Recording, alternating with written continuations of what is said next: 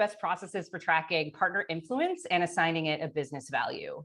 Happy to jump in just in terms of business value. So this question and the question around value, I think, is there's no one answer for this, and you're going to hear a lot of different things, I think, across all these different panelists.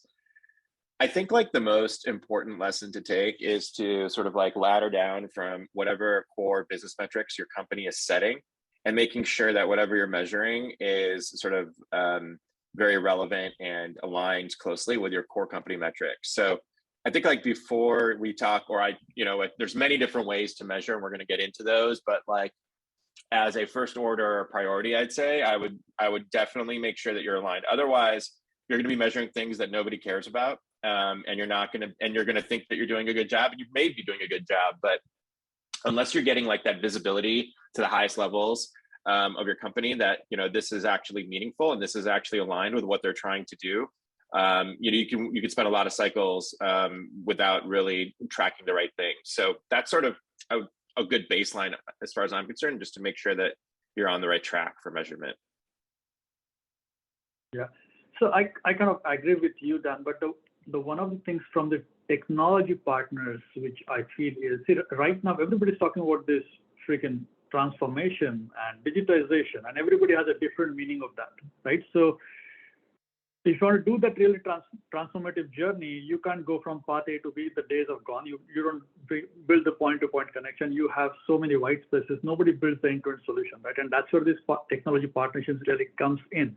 The challenges of the value, actually, I personally like to go back to the basics, right? Because if you're, and that's what Don, I think, was referring to, if your KPIs are not aligned, the challenges that we run into is how to show that value, because the sales shows the value because they are selling, they are creating their pipe. The BDRs or SDRs, they go and create the leads and they get measured on that. How does a partnership person show the value, right? What you're influencing.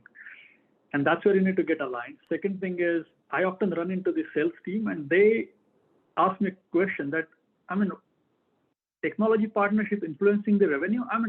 How does it really happen? I understand that when I work with Deloitte and Accenture, but how does really technology partnership works? And that's the inward enablement and education. That's the key thing that needs to happen. And then the third thing, the last thing is single source of truth. And because the partnership world, everybody simply forget to update the data in CRMs. And that's where the real issue starts. Because if you are not able to show that value and bubble that up to the leadership, you're always going to get the question, why should I give you the money to hire more, invest more, because show me the results, right? And that's where my head is, because I generally try to go back to the basics when this worlds of transformation and digitization comes in, because unless everybody understands the world in the same way, there's no single path to get to the same value, because ultimately value has to be realized at the organizational level and then not only at the personal level. That's kind of my 2 cents. Yeah, to jump on Don's point on, before you measure the impact of tech partnerships, just take a step back, understand what are your KPIs. And as an earlier stage startup, we also noticed that you have to understand your product and the value integrations deliver.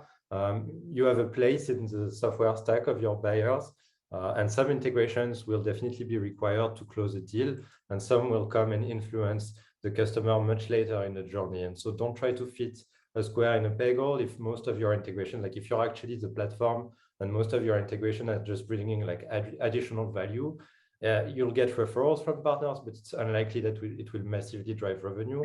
At Aircall, we had some categories of integration that were directly impacting revenue. We don't close a deal if there's no like CRM or help desk involved for like 80% of the deals we close. And so that's clearly like where partnership can measure impact on revenue, but that's isolated in a specific category, and then you can expand to other categories of integration. So there are many ways to track the influence on revenue, but before you do that, really understand what you're trying to achieve. Yeah, for sure.